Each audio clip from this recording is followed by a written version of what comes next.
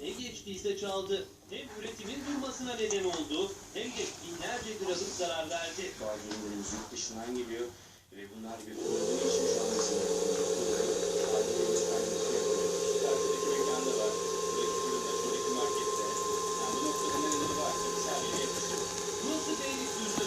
Kırmızı sıraları Kızıl'da iş yerinin önüne geldi.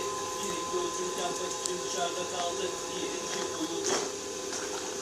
Hırsız evdeki kesici ve kesici aletle bu kapıyı zorladıktan sonra içeri girdi. Bak kökünü açacağım. 1,5 saat kaldı. 1,5 saatte burayı adeta talan etti. Önce bu odaya yöneldi. Burada çiftlerine biraz bellekler vardı. Onları aldı. Ancak işi bitmedi. Buradan diğer odalara geçti. İş yerinde alışveriş merkezlerine yerleştirilen altın ödüllü bilgi yarışması otomatları imal ediliyordu. Kameraları umursamayan zanlı yarışmanın sorularını da farkında olmadan çaldı. Soru üretmiş olduğunuz bilgisayarı bu noktadan alıyor. Çantasıyla, şarj cihazıyla.